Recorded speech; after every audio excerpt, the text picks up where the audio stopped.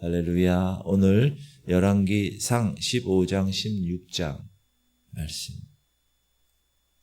오늘도 말씀 앞에 겸비하게 선 여러분들, 오늘 15장 16장 말씀에는 여러 왕들의 이름이 나오고 또 어떻게 그들이 살았는가, 어떻게 보면 역사 기록처럼 보입니다. 수많은 왕들이 등장합니다. 아비암, 아사, 나답, 바사, 엘라, 시므리, 오므리, 아합. 우리가 아는 왕도 있고 또 익숙치 않은 이름도 있지만 수많은 왕들이 등장하고 사라집니다. 그런데 오늘 이 본문을 자세히 읽어보면 반복되는 문장이 들어옵니다. 이런 거죠. 그가 여호와 보시기에 악을 행하였다. 그의 아버지 다윗의 마음과 같지 아니하였다. 다윗이 한 것처럼 여호와 보시기에 정직히 행하였다. 이런 반복되는 문장이 계속 들어오는데, 사랑하는 성도님들, 하나님은 왕들의 역사를 기록하실 때, 평가하실 때 단 하나의 기준으로 하신다는 거죠. 그게 뭐냐? 따라합시다. 여호와 보시기에. 그거예요. 하나님 눈에 어떠하신가. 오늘 이 말씀을 하나님께서 오늘 우리에게 동일하게 묻습니다. 나는 지금 하나님 보시기에 어떠한 사람? 목사님이 보고 다른 사람들이 나를 보고 평가하는 거 별로 중요하지 않고요.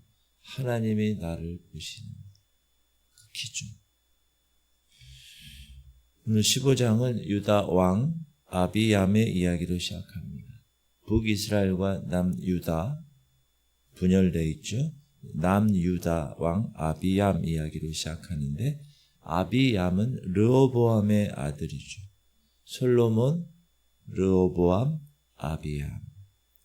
3년을 통치하는데 성경은 그를 이렇게 평가합니다. 아비암이 그의 아버지가 이미 행한 모든 죄를 행하고 그의 마음이 그의 조상 다윗의 마음과 같지 아니하여 그의 하나님 여호와 앞에 온전하지 못하였으나, 하나님의 아비암이라는 왕에 대한 평가는 좋은 왕이 아니었다. 아버지 르호보암의 죄를 그대로 따라갔다. 그러나 그럼에도 불구하고 하나님께서는 그의 왕위를 유지시켜 주셨어요. 왜 그랬을까? 4절에 그 이야기가 나옵니다. 그의 하나님 여호와께서 다윗을 위하여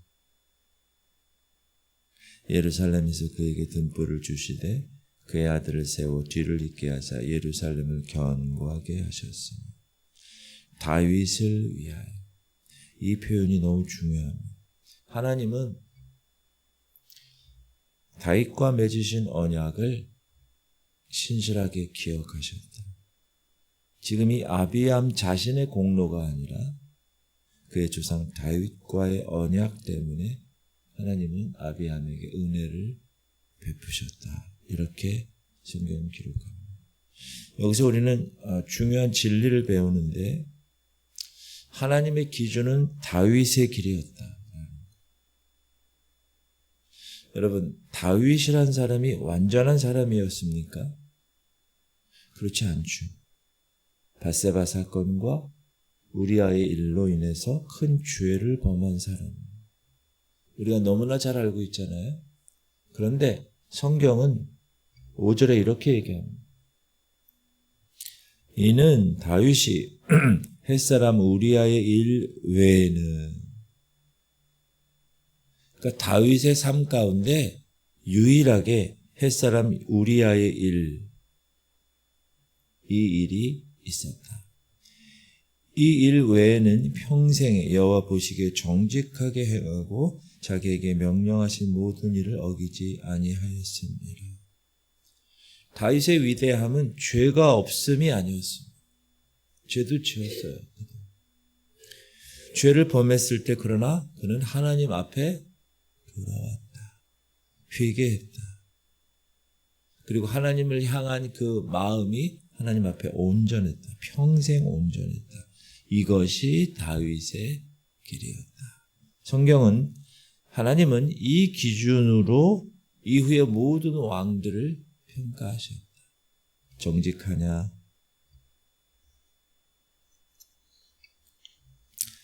마음이 하나님을 향하고 있느냐? 그 기준으로 평가하신다. 사랑하는 성도님, 오늘 이 말씀은 우리에게도 동일하게 적용됩니다. 나의 삶의 방향은 지금 어디를 향하고 있는? 다윗처럼 실패해도, 죄를 지어도, 넘어져도 다시 회개하고 하나님께로 돌아가는 정직한 그 마음. 그것이 하나님이 보시는 기준입니다.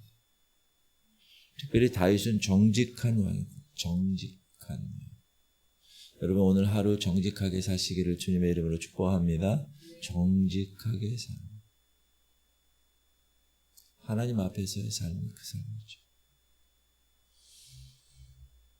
그리고 아비암의 아들 아사. 이 아사는 전혀 다른 왕이었습니다. 그는 유다라는 나라를 무려 41년간 통치했다. 오래 통치했죠. 그러면 성경은 그를 어떻게 평가할까요? 아사가 그의 조상 다윗같이 여호와 보시기에 정직하게 행하여. 이게 하나님의 평가입니다. 아사라는 왕은 구체적인 계획을 단행한 사람이에요. 남색하는 동성애자들 쫓아냅니다. 하나님 보시기에 가증한 거잖아요. 조상들이 만든 우상들 제거합니다. 심지어 그의 할머니 마아가라는 사람이 아세라 우상을 만들었을 때 그녀를 태후의 자리에서 폐위시킵니다. 이야, 할머니를 폐위시켜요. 뭐 때문에? 우상 만든 것 때문에. 가족도 예외가 없었다. 또 그의 어머니 마아가가 혐오스러운 아세라 상을 만들었으므로 태후의 위를 폐하고 그 우상을 찌고 기드론 시내가에서 불살랐으나. 여러분 이것이 얼마나 어려운 결단인지 우리는 잘 압니다. 가족들 전도가 너무 힘들어요. 가족들을 향한 결단. 왜? 가족들은 너무나 잘 아니까. 그리고 관습을 깨뜨리는 용기 쉽지 않아요. 우리 옛날에도 이렇게 해왔어. 보이는 눈의 권력보다 하나님의 말씀을, 보이지 않는 하나님의 말씀을 선택하는 삶 어려워요. 왜? 우리는 영적으로 깨어있지 않으면 육적인 것만 보고 살아가는. 근데 아사는 그렇지 않습니다.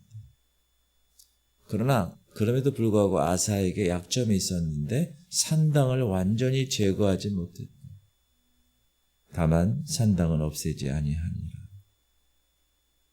그리고 말년에 이제 이 남유다 왕이잖아요. 북이스라엘 왕 바아사의 위협을 받아요. 남북 간에 전쟁이 일어날 것 같아요. 그때 하나님을 의지해야 되잖아요. 대신에 옆에 아람 왕 벤하닷을 의지하고 그에게 뇌물을 주고 우리 군사동맹 맺자. 그렇게 하죠. 아사가 여호와의 성전 곳간과 왕궁 곳간에 남은 은금을 모두 가져다가 그 신하의 손에 넘겨 다메섹에 거주하고 있는 아람의 왕 헤시온의 손자 다브림몬의 아들 벤하닷에게 보내며 이르되 나와 당신 사이에 약조가 있고 내 아버지와 당신의 아버지 사이에도 있었느니라. 내가 당신에게 은금 예물을 보냈으니 와서 이스라엘 왕 바아사와 세운 약조를 깨뜨려서 그가 나를 떠나게 하라. 그래서 성전의 금, 하나님의 전의 금과 은을 다 꺼내서 이방 왕에게 갖다 바칩니다. 무슨 말이죠? 아사라는 왕은 남색하는 동성애자를 쫓아내고 우상들을 제거하고 그렇게 가족들도 정확하게 끊어내고 그런 일을 한 사람이지만 완전한 왕은 아니었다. 그의 전체 삶의 방향은 하나님을 향하고 있었다. 그러나 성경은 이렇게 기록하고 그러나 아사의 마음이 일평생 여호와 앞에 온전하였습니다. 오늘 우리에게 주시는 하나님의 말씀, 여러분 신앙의 여정은 완벽함이 아닙니다. 다윗도 완벽하지 않았어요. 지금 아사 왕도 완벽하지 않았어요. 그러나 중요한 것, 방향이 중요합니다. 끝까지 좀 넘어질 수 있고 주저앉아 있을 수도 있지만 끝까지 하나님을 향하여 걷는 것. 실수해도 죄를 지어도 다시 돌아오는 것. 이것이 온전한 마음입니다. 이것이 하나님이 원하시는 마음입니다. 여러분, 제가 계속 그런 말씀 드리잖아요.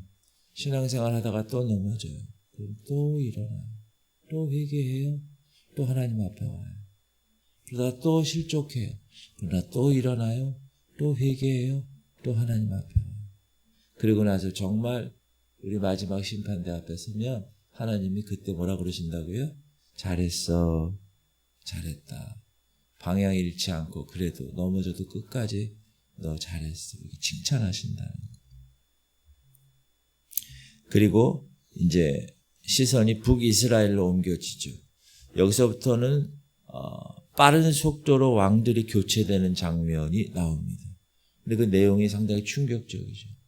나답이라는 왕이 있어요. 북이스라엘은 여로보암의 아들이죠. 북이스라엘 초대 왕이 여로보암인데 여로보암의 아들 나답은 2년 통치하다가 바아사에게 암살당하죠. 바아사는 이 여로보암의 아들 나답뿐만 아니라 여로보암의 온 집안을 다 죽입니다. 근데 이것은 하나님의 심판이죠. 하나님께서 그 전에 아히야를 통하여서 선포하신 말씀이 이루어진 것입니다. 왕이 될 때 여로보암의 온 집을 쳐서 생명 있는 자를 한 사람도 남기지 아니하고 다 멸하였는데 여호와께서 그의 종 실롯 사람 아히야를 통하여 하신 말씀과 같이 되었다. 두 번째는 바아사라는 왕이죠. 바아사도 다르지 않았어요. 여로보암의 집을 심판하는 도구로 쓰임받죠. 자기 자신도 여로보암의 죄를 그대로 따라갑니다. 하나님은 선지자 예후를 통해서 바아사를 심판하겠다고 선언하시죠. 엘라 왕, 바아사의 아들이죠. 2년 통치하다가 술에 취해 있다가 군사령관 시므리에게 암살당하죠. 시므리는 이 엘라 왕을 죽이고 바아사 온 집안을 다 죽입니다. 바아사에게 임했던 예언이 그대로 이루어졌어요. 바아사의 온 집을 멸하였는데 선지자 예후를 통하여 바아사를 꾸짖어 하신 여호와의 말씀 같이 되었으니. 그리고 시므리라는 왕이 또 나오는데 이 시므리라는 왕은 7일 동안만 왕으로 통치합니다. 일주일 왕. 근데 그 일주일 동안 어떻게 일주일만 있었는가 하면 군대 장관 지휘관 오므리가 반란을 일으켜요. 왕궁에 불을 지르고 그 불 속에서 이 시므리는 죽죠. 이 오므리는 이스라엘을 12년 통치하죠. 사마리아를 수도로 세웁니다. 정치적으로 강한 왕이에요. 시므리 오므리. 그러나 하나님의 평가는 단호합니다. 오므리가 여호와 보시기에 악을 행하되 그 전에 모든 사람보다 더욱 악하게 행하여. 이 패턴을 여러분 보실 수 있죠. 악이 악을 낳고 반란이 반란을 낳고 피가 피를 부르는 패턴. 여러분 모든 악의 뿌리는 하나입니다. 여로보암의 죄에서 떠나지 아니하였더라. 이 문장이 계속 반복되죠. 북쪽에 있는 이스라엘 왕들의 공통점, 여로보암이 처음 만든 금송아지를 숭배한 것, 하나님에 대한 예배를 변질시킨 죄, 첫 단추, 여로보암이 잘못 단추를 꿰어져서 그 결과가 대대로 이어지고 있습니다. 그리고 이제 가장 악한 왕이 등장합니다. 그의 이름은 아합. 오므리의 아들 아합이 그의 이전의 모든 사람보다 여호와 보시기에 악을 더욱 행하여. 아합은 단순히 금송아지를 섬긴 수준을 넘어선 사람. 특별히 그는 결혼을 잘못했어요. 이방 시돈 나라 공주 이세벨과 결혼하죠. 이세벨이 시집 와서 북이스라엘을 완전히 우상의 나라로 만들죠. 바알 신전 세우고 아세라 신상 만들고, 이 아합이라는 왕은 이스라엘 역사상 가장 하나님을 철저하게 배제시킨 떠난 왕입니다. 그리고 34절은 의미심장하게 기록합니다. 그 시대에 베델 사람 히엘이 여리고를 건축하였는데 그가 그 터를 쌓을 때 맏아들 아비람을 잃었고 그 성문을 세울 때 막내 아들 숫굽을 잃었으니 여호와께서 눈의 아들 여호수아를 통하여 하신 말씀과 같이 되었다. 여러분, 여호수아가 여리고를 무너뜨렸잖아요. 하나님의 순종함을 통해서. 그게 여호수아서에 나와요. 근데 이제 여호수아 그 여리고를 무너뜨린 후에 여호수아가 이렇게 얘기해요. 그 여호수아 말씀이에요. 여호수아 그때 맹세하여 이르되 누구든지 일어나서 이 여리고 성을 건축하는 자는 여호와 앞에서 저주를 받을 것이라. 그 기초를 쌓을 때 그의 맏아들을 잃을 것이요 그 문을 세울 때 그의 막내 아들을 잃으리라 하였더라. 지금 수백 년이 지난 거잖아요. 근데 말씀은 그대로 이루어졌어요. 왜 저 말씀이 있을까요? 아니, 여리고는 하나님이 무너뜨린 거예요. 근데 사람이 그 여리고를 다시 세우려고 한다. 하려고 한다. 이건 하나님 입장에서는 용납이 안 되는 거죠. 그런데 그 말씀이 수백 년이 지난 이 아합의 시대에, 하나님의 말씀을 가볍게 여기는 시대에 하나님은 여전히 하나님 당신이 살아계시는 것을 정확하게 보여주고 있는 무서운 말씀이죠. 자, 오늘 우리가 여러분 여기 본문에 등장한 왕 이름을 다 기억할 필요는 없죠. 그러나 반복되는 기준만큼은 우리 가슴에 새겨야 돼요. 따라합시다. 여호와 보시기에. 여호와 보시기에. In the eyes of the Lord. 여호와의 눈에 보시기에. 우리의 삶은 사람들에게 어떻게 보이느냐가 아니라 하나님께 어떻게 보이느냐가 핵심입니다. 오늘 이 새벽에 이 세 가지를 붙들고 나가십시오. 나의 삶의 기준을 점검하는, 난 어떤 사람인가? 하나님 보시기에 어떤 사람? 사람의 눈이에요. 24시간 하나님을 의식하세요. 그리고 첫 단추를 바르게 꿰야 돼요. 여로보암의 첫 단추가 잘못 꿰어져서 그 후대들이 다 여로보암의 죄로 이어졌어요. 여러분, 우리의 모든 삶이 우리 자녀들에게도 임한다. 어제 장례식장에서도 보면 여러분, 그 어머님이, 권사님이 5남 3녀 8남매, 그리고 그 자녀손들, 며느리, 사위, 또 손자, 손녀 여기 쫙, 그 신앙이 계대된 그런 가정 흔치 않아요. 요즘 그 가정을 보면서 야, 어머니 아버님이 훌륭하시다. 뭐 경제적으로 학구적으로 그게 아니라 믿음 안에서 자녀들을 잘 양육하셨구나. 너무 훌륭하시다. 세 번째는 하나님의 말씀은 반드시 이루어진다는 걸 꼭 믿으셔야 됩니다. 수백 년 전 여호수아의 말씀이 아합 왕 시대 때 이루어진 거죠. 하나님의 말씀은 시간을 초월해서 성취된다. 그러므로 그 말씀을 붙드는 자는 결코 흔들리지 않습니다. 여러분, 왕들은 다 사라졌습니다. 그러나 하나님의 말씀은 결코 사라지지 않고 지금도 남아 있습니다. 그러므로 우리는 우리의 삶을 그 말씀 위에 세워야 됩니다.